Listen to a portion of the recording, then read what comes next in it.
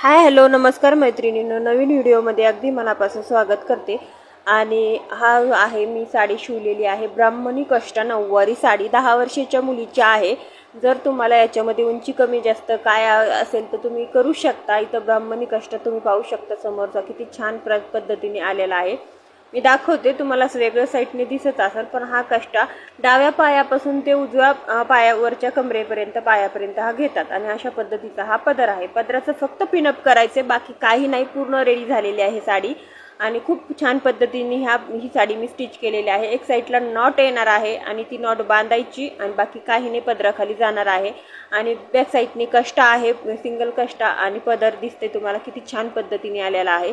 आणि ही साडी कशी वाटली कमेंट करून नक्की सांगा। आणि आपल्या यूट्यूब चॅनलला सुद्धा फॉलो करा आणि तिथं सुद्धा सबस्क्राईब करून घ्या। नवीन नवीन असेच व्हिडिओ पाहण्यासाठी काही तुम्हाला फॅशन डिझायनर विषय शिकणे